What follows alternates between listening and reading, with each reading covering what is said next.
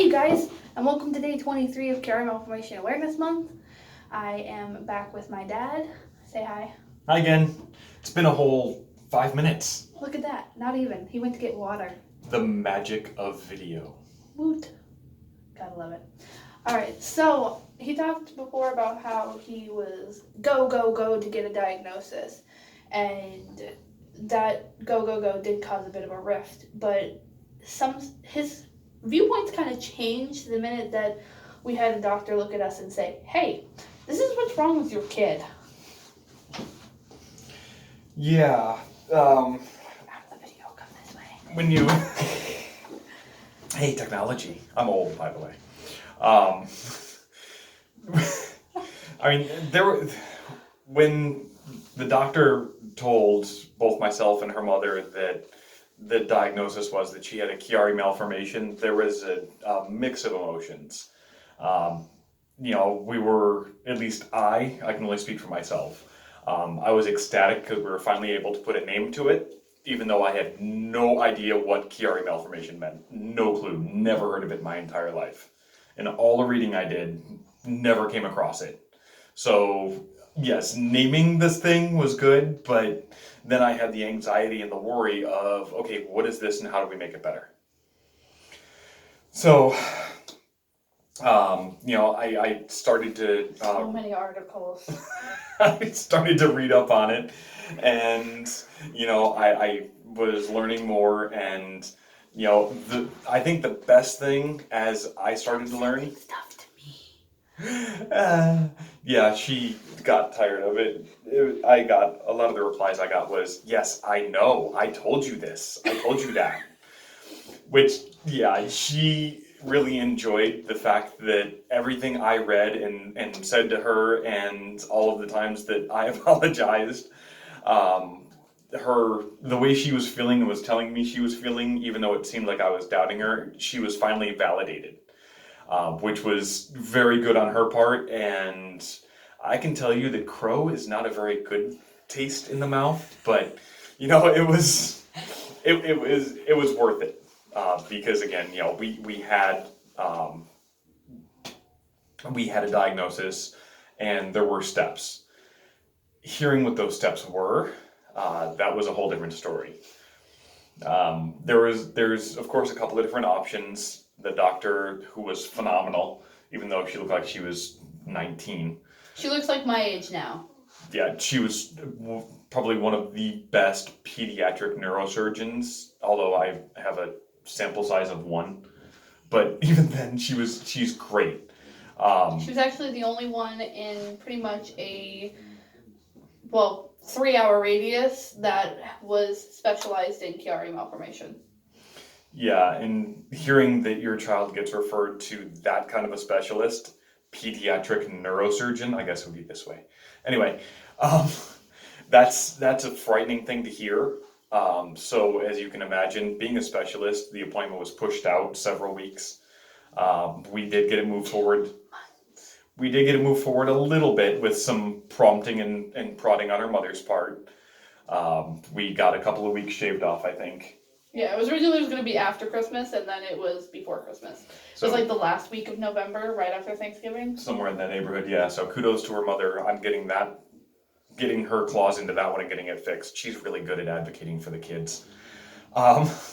So we went in, the doctor went over the MRI results, explained everything very thoroughly to us, was able to answer... He had a million questions. All the questions I had, every single one. She didn't hardly hesitate.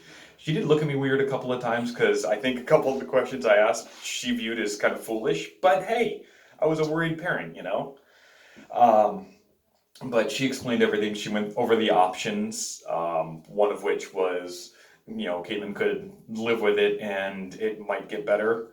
But she did emphasize that was probably not an option due to the size of the growth that was... Tonsil.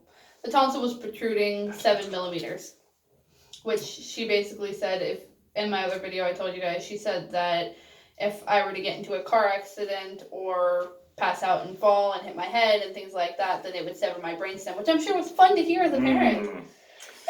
Yeah. Yeah, that was. Anyway.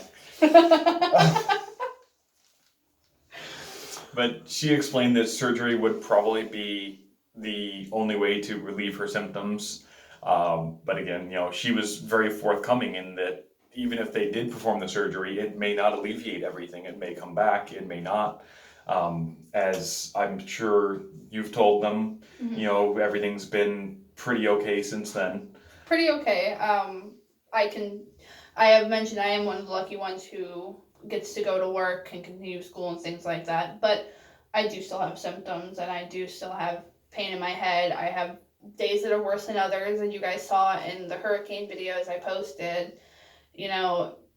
Sometimes it hits and I'm just, once again, it can be a couple days to a couple hours. Sometimes it really depends. I could be right back to where I was when I was first diagnosed, where I am laying in bed or laying on the couch, just done with everything. But, the options that we were given were to do pain management and live with it and not do the surgery, or do the surgery. And considering the fact that this was, I think the words you used were, the specialist is saying we should do the surgery. We should do the surgery. She has more schooling than I do. And yeah, a pediatric neurosurgeon. But that's not only specific. That's about as specific as you can get. Because there's neurologist, and then there's neurosurgeon, which is like a step up, and then there's pediatric neurosurgeon. And the doctor's confidence in explaining it and the surgery and what it was entail, and how confident she was in her ability to be able to perform the surgery successfully with limited possibility of issues.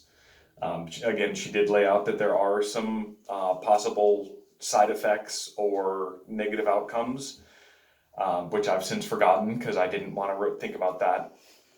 But her confidence and the fact that she had done it several times prior did help get me off the ledge quite a bit. I was able to take a couple of steps back from just taking the leap into complete insanity. Which was getting closer and closer, by the way, Yes. the longer this was drawn out. Yeah, I was starting to twitch on a daily basis. So question for you in regards to the diagnosis. After I was diagnosed, I know that things changed a bit more with when I told you I can't do this, I can't get up, I can't go out. Was that frustrating even with the diagnosis, that I was still feeling just this bad, and I was getting just worse and worse and worse, even with the diagnosis? It was worrisome, but it wasn't frustrating anymore because, again, now we had a name to it.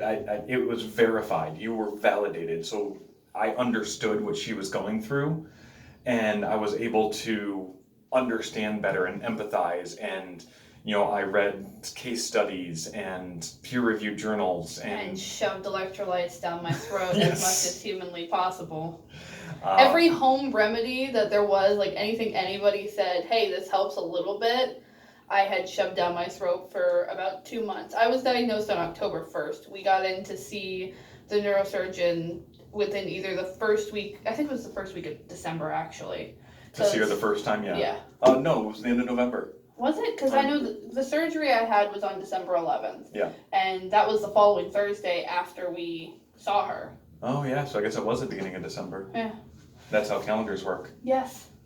So that 2-month period was quite literally almost exactly 2 months between, was it just... Becoming symptomatic and Yeah. diagnosis. Well, no, diagnosis and seeing the neurosurgeon for the first time was exactly 2 months. Oh, yeah. And then it was exactly from September 11th to December 11th was that, whatever that time period is, 3 months? 3 months between when I started becoming symptomatic and when I had my surgery. So in the grand scheme of things, it happened quite fast. I think part of that had to do with the fact that you were just hounding every single doctor I saw. And your mother, too. She's a lot more convincing. Yes, she is. She's a lot nicer about it. He's more in it, like, very, he was very cold and precise about it. She was, I'm going to make you think you're super smart, and then I'm going to make you give me the answers I need. Which was very good. But she'd also had lots of practice with it, because all of the doctor's appointments with my brother, who you guys saw in previous videos, she'd been doing that for quite a few years, luckily. So before we get too much farther into discussing things what's next after diagnosis and surgery, I'm going to go ahead and end the video. We're going to stretch this out as much as possible because I'm lazy. I mentioned that. So I will see you guys in 2 days on the 25th. Say goodbye. Goodbye. All right, guys, this is Caitlin signing off. I'll see you guys tomorrow.